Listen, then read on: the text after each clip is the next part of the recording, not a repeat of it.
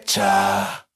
Ayin Sukayay, muy buenas tardes y bienvenidos, bienvenides a No Girar a Derecha, que estamos saliendo en vivo aquí en Radio La Chihuana 92.2 FM en La Yacta. También estamos saliendo por el sistema de medios de La Izquierda Diario Bolivia. Nos pueden encontrar en YouTube, en laizquierdadiario.com.bo y en Spotify.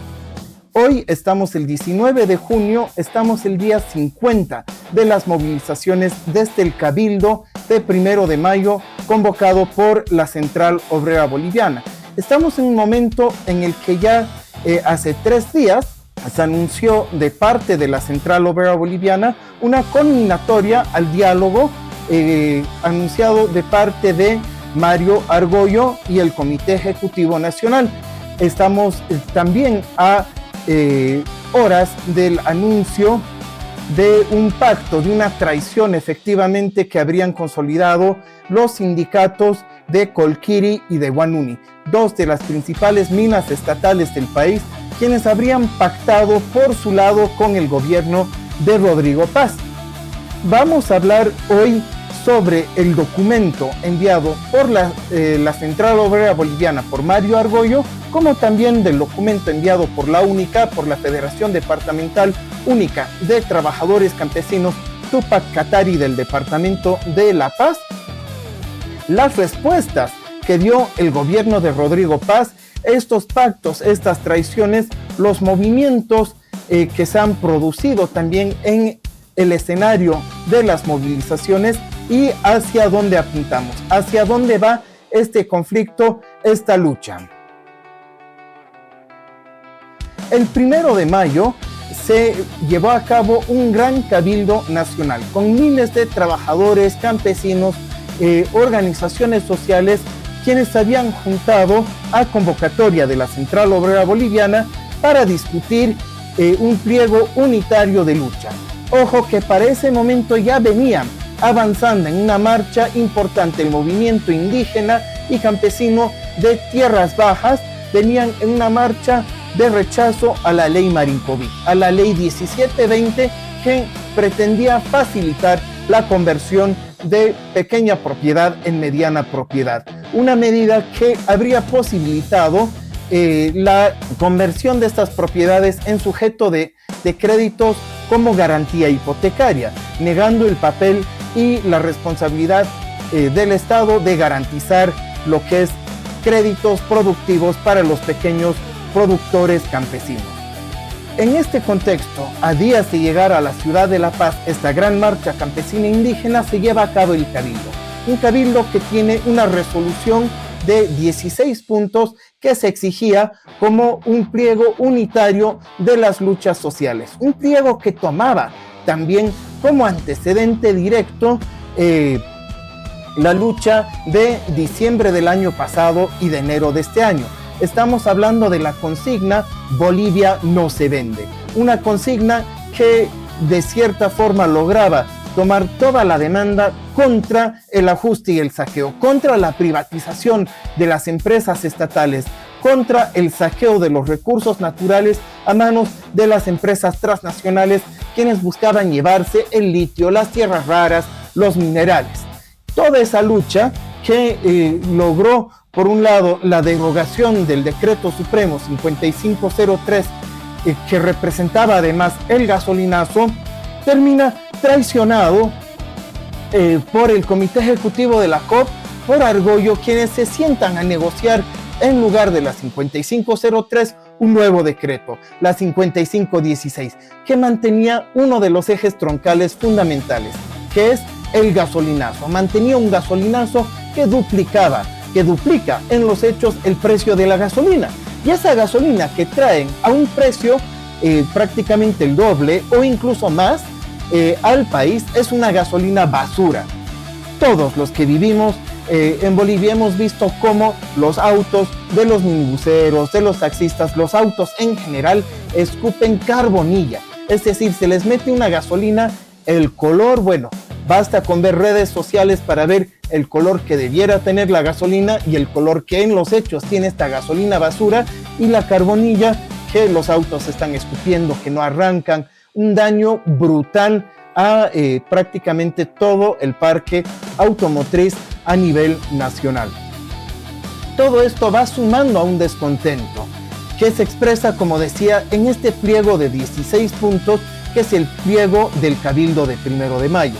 Lo que llama mucho la atención y genera una legítima desconfianza en esta dirección de la Central Obrera Boliviana es que, habiendo un pliego por el que se inició esta lucha, de repente suspenden una vez, suspenden otra vez el ampliado nacional por un par de tomatazos, y de repente aparece este nuevo documento, la Conminatoria de Planeamiento para la Pacificación y Recuperación del País.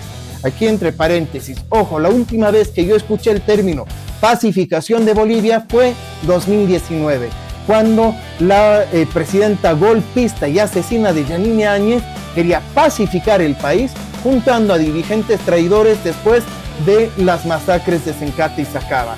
La palabra ya como título viene mal, pero entremos a ver los puntos. Son 8 puntos en los que intenta sintetizar la lucha que ya para mediados del mes de mayo había levantado como consigna fundamental ante un presidente que hacía los oídos sordos, levantaba la consigna principal: fuera paz.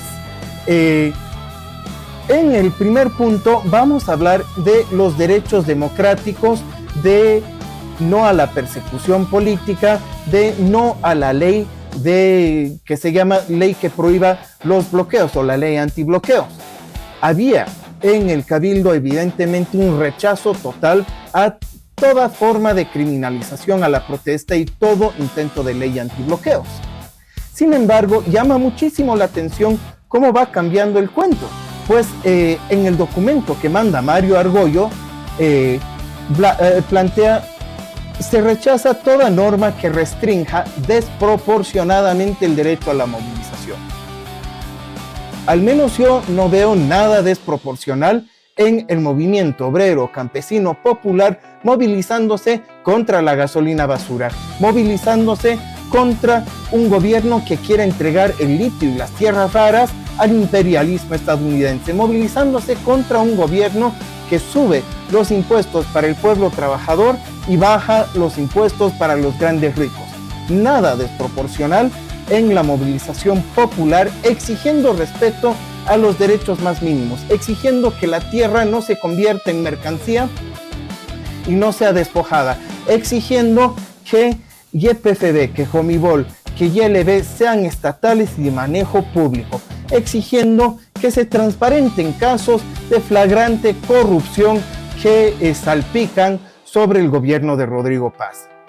Y donde sí, en cambio, hay una desproporcionalidad es la brutal represión que ha desatado el gobierno de Paz. Estamos hablando de un gobierno plenamente respaldado por escrito, con comunicados, con aviones militares, con insumos de represión por este grupo llamado el Escudo de las Américas. Es un gobierno que puso y ayer ratificó como comandante en jefe de las Fuerzas Armadas a un general que viene de la Escuela de las Américas, que viene de haber sido entrenado en la misma escuela que Banzer, que García Meza, que Videla, que Pinochet, que toda esa lacra de dictadura del Plan Cóndor. Esa misma escuela formó al máximo comandante de las Fuerzas Armadas, que fue nombrado apenas asumió Rodrigo Paz y fue ratificado anoche mediante el Decreto Supremo 5563.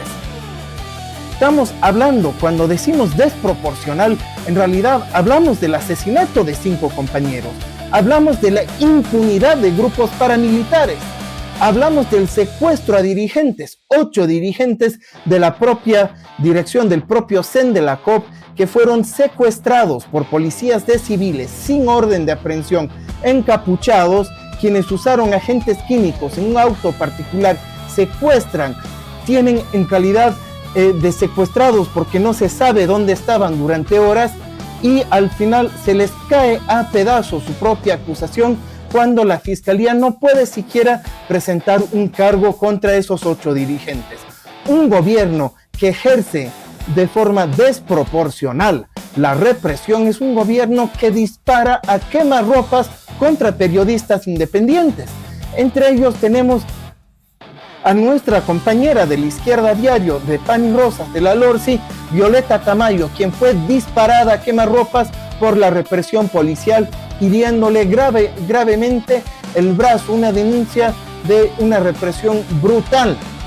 Un gobierno que ejerce una represión desproporcional es un gobierno que detiene de forma irregular y deporta a una Comisión Internacional de Derechos Humanos, a una misión cuyo objetivo era verificar las denuncias que ya venían surgiendo del país.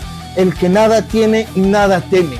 Por lo visto, el gobierno de Rodrigo Paz tiene mucho que ocultar. No quiere que sepamos por qué y de cómo movilizó a la policía militar, como los tiene hasta el momento en la zona de Lipari, resguardando para evitar que la movilización popular tome las calles mediante un bloqueo.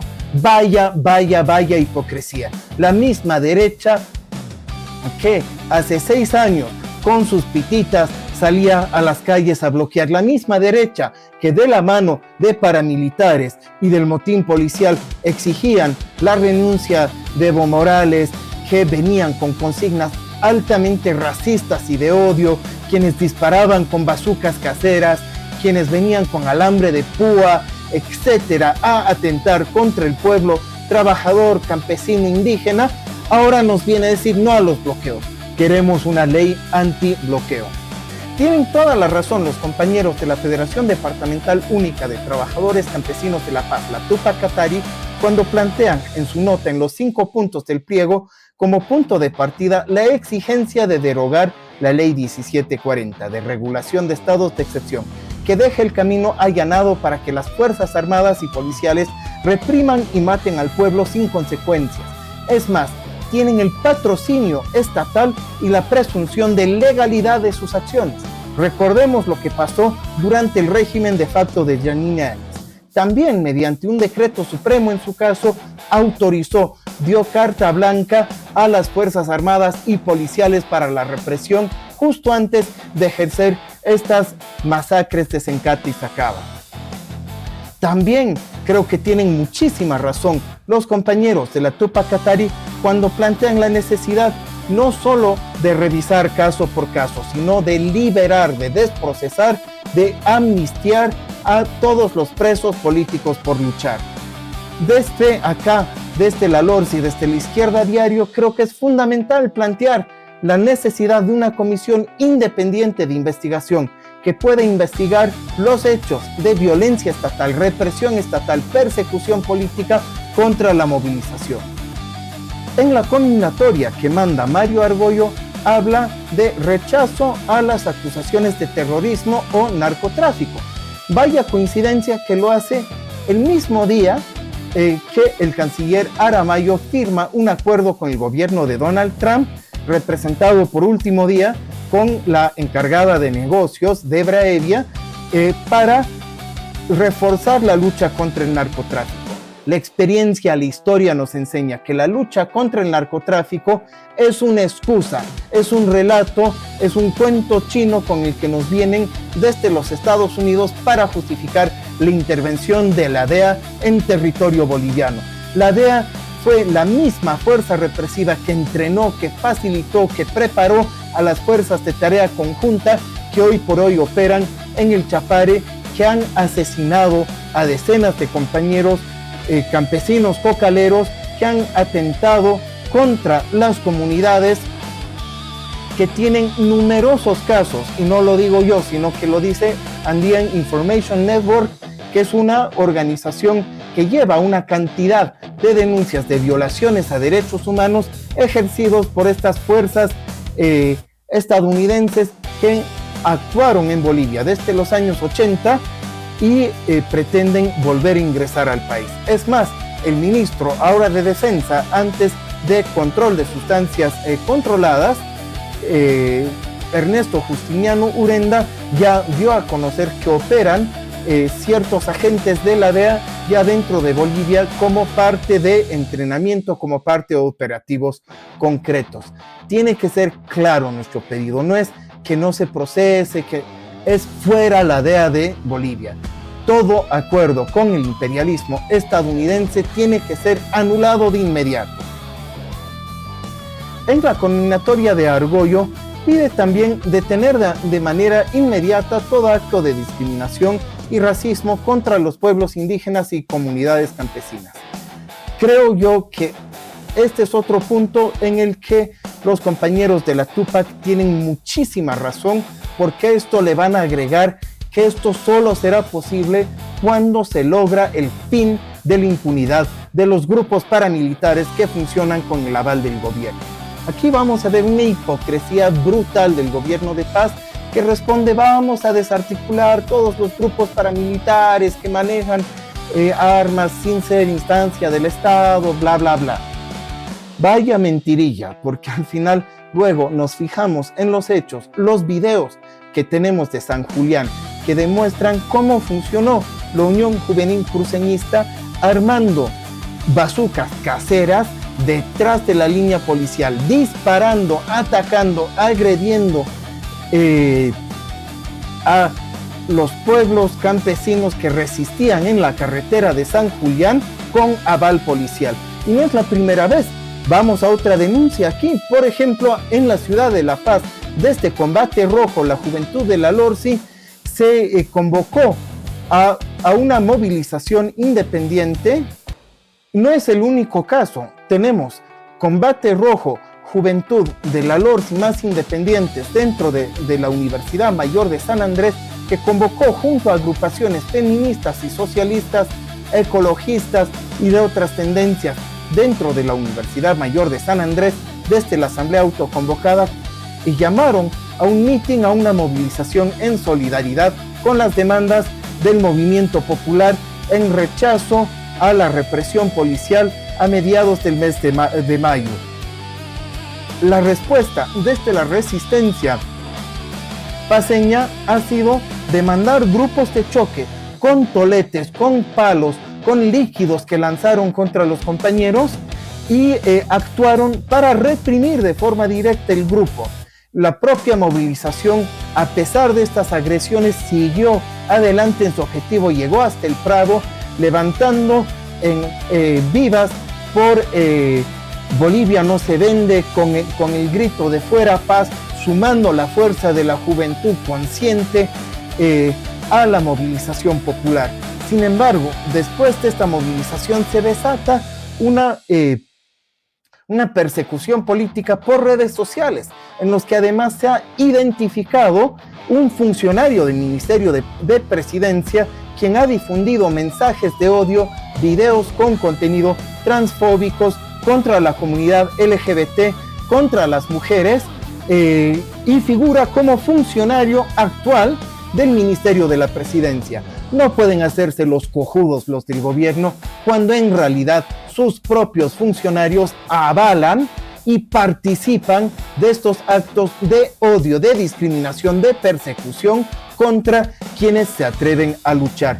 Hay la respuesta también que viene de parte de la Resistencia Juvenil Cochá, la Unión Juvenil Cruceñista y otros grupos de estos delincuentes paramilitares que el día de ayer publicaron respondiendo a los hermanos de la Tupac, es aborrecible, porque al final intentan justificar como acto democrático su odio racista, intentan justificar como acto democrático el funcionamiento de organizaciones que desde los años 70 se viene denunciando, como la Unión Juvenil Cruceñista es en realidad el brazo operativo de los grandes empresarios del Comité Cívico Pro Santa Cruz, como fueron partícipes de la masacre de la Universidad Gabriel René Moreno en el golpe de Estado de Banter en el año 71. Recordamos también que fueron estos mismos grupos de choque en la masacre del Porvenir, el año 2008, que fueron los mismos el 11 de enero del año 2007 en La Yacta, en Cochabamba, quienes dispararon, agredieron al movimiento campesino. Fueron los mismos en 2019 quienes atentaron contra el movimiento campesino y popular de forma coordinada con las fuerzas de represión estatal. En ese sentido, la exigencia desde la Tupac la hacemos nuestra. el fin de la impunidad, la disolución de estos grupos paramilitares.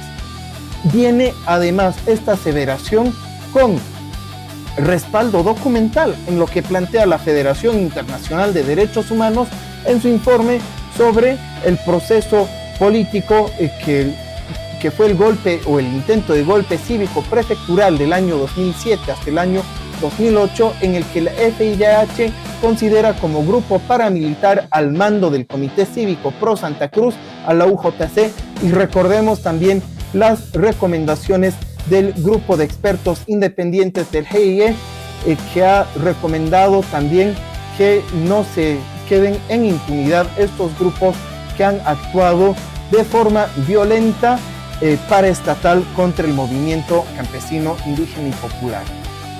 Otro elemento que quisiera recordarle a Mario Argollo, al CEN de la COP, que me parece no menor, es justo como decía a un inicio, cuando se produce el cabildo, estaba a días de llegar la marcha contra la ley 1720 y el cabildo levanta como consigna fundamental la derogación de la ley Marinkovic. Está derogado, sí, pero ¿cómo se derogó? Pues va bajando prácticamente hoy el temporizador, está en menos de un mes el temporizador que pusieron los senadores, Marinkovic incluido, para un nuevo proyecto de ley con el mismo objetivo, es decir, la conversión de pequeña propiedad campesina en mediana propiedad, el despojo de las tierras. Un conjunto de decretos, de leyes, de proyectos de ley que atentan contra el derecho a la tierra territorio, contra la pequeña propiedad, contra la propiedad comunitaria, contra las TCOs y TIOCs. Esto ya está en agenda. Hay una ley aprobada que plantea que tiene que salir una nueva ley. Parte de estas engañosas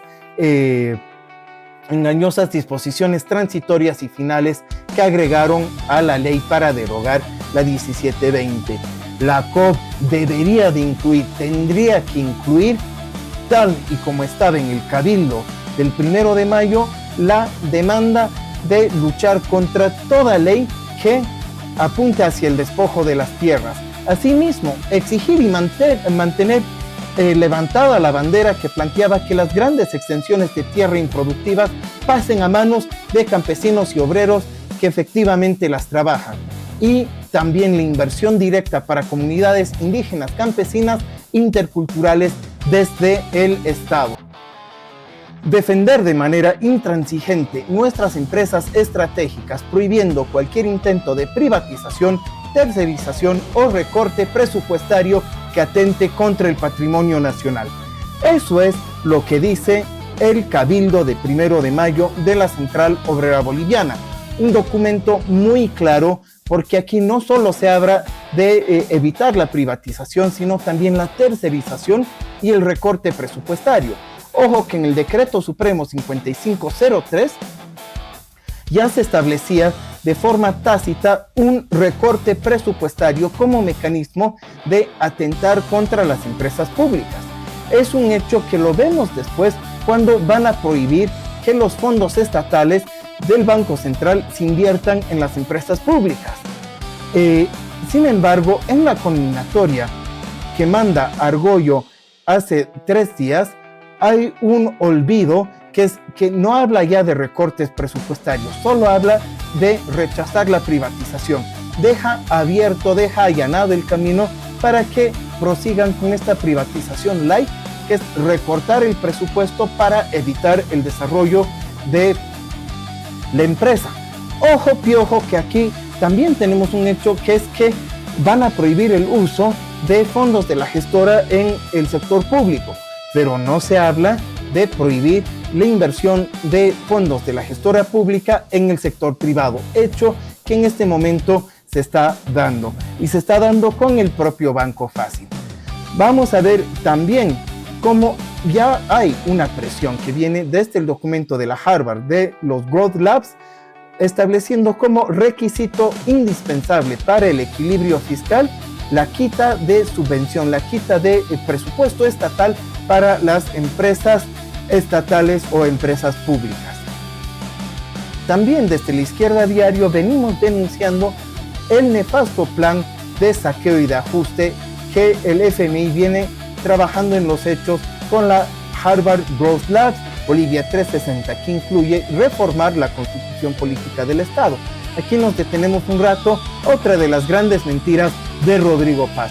El mismo Rodrigo Paz, que el 9 de mayo en la ciudad de Cochabamba, reunido con Tuto, con Doria, con Marinkovic, con las cámaras empresariales, con los cívicos, habla de la necesidad de conformar una comisión para reformas necesarias a la constitución política del Estado, tiene el descaro un par de días después, ya en su carta que mandó el 17 de junio a la Federación Única, a plantear que jamás habría hablado él y su gobierno de un plan de cambiar la constitución política del Estado. Al final, quizás la palabra de Rodrigo Paz haya demostrado no valer nada, pero podemos guiarnos por el plan explícito que nos mandan desde el FMI Growth Labs y el FDL, que van a establecer cuál es el lineamiento que ellos sí van a imponer sin tribilineadas, que es reformar la constitución política del Estado para facilitar la participación mayoritaria del sector privado en proyectos de litio y otros. Esto no lo digo yo, lo dice el documento propio de las Growth Labs, que es el lineamiento para aplicar el plan de ajuste del FMI en Bolivia. En ese sentido, la defensa de empresas públicas que se plantea desde el Cabildo del 1 de mayo, en realidad desde la marcha Bolivia no se vende, implica también exigir la anulación de toda firma del gobierno de Paz con el imperialismo estadounidense que faciliten el saqueo de tierras raras, minerales, litio, etc. Queremos aprovechar este espacio para denunciar. En el mes de abril de este año, el Ministerio de Minerías de Bolivia, junto al gobierno estadounidense representado en el Departamento de Asuntos Económicos, firmaron un memorándum de entendimiento para minerales críticos. El contenido de este memorándum aún no es público.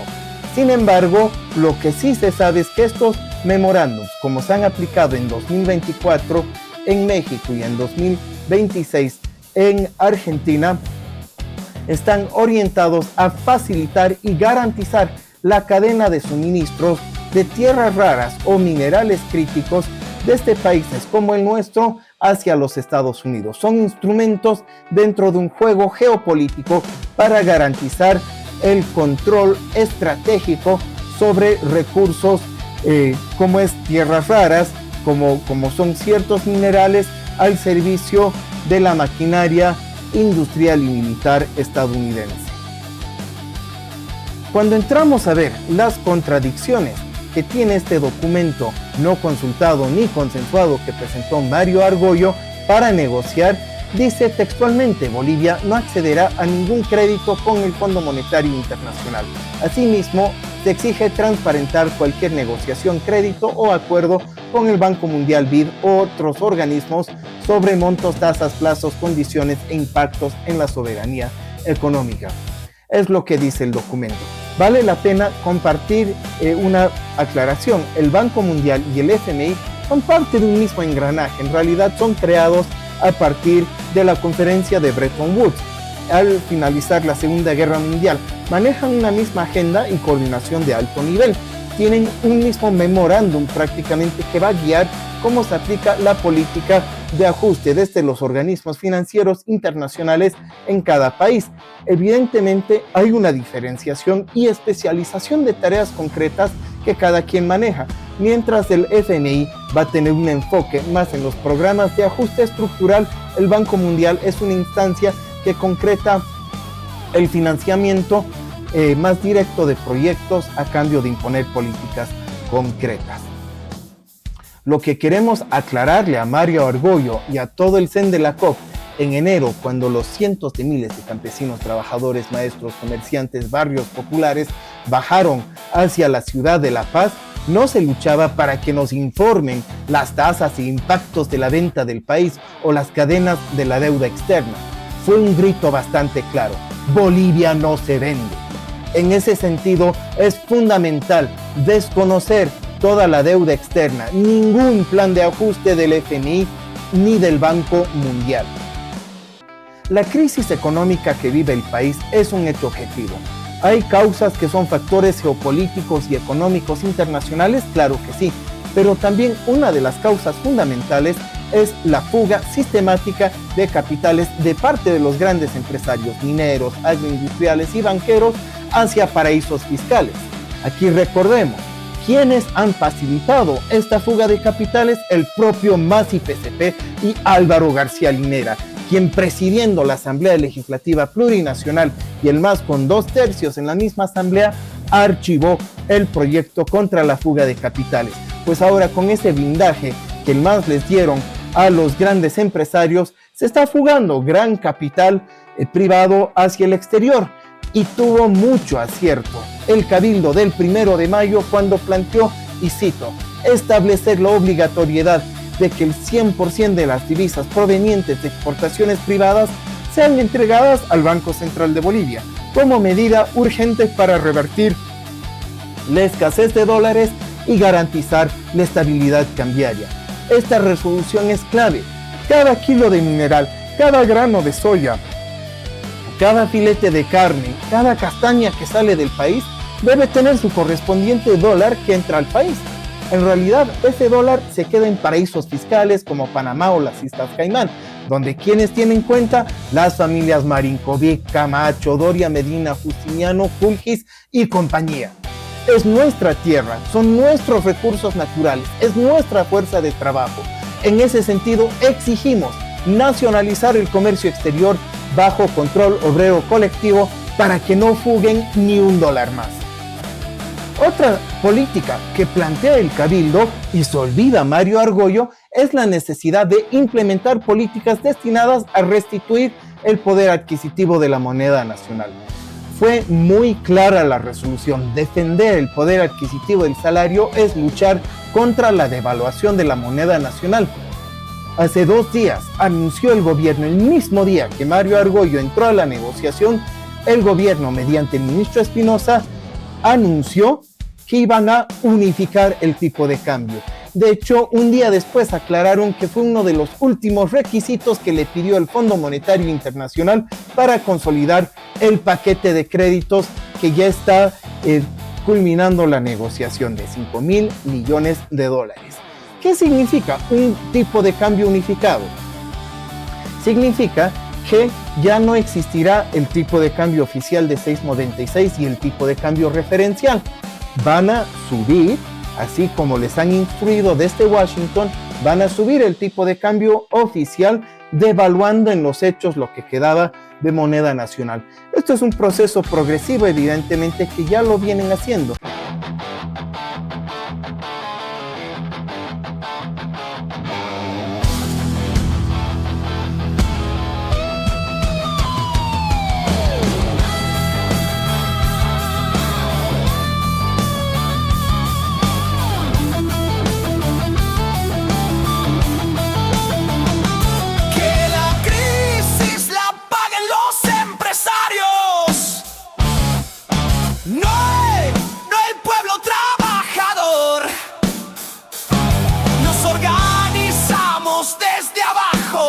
Por la revolución, la salida es por izquierda, no girar a la derecha.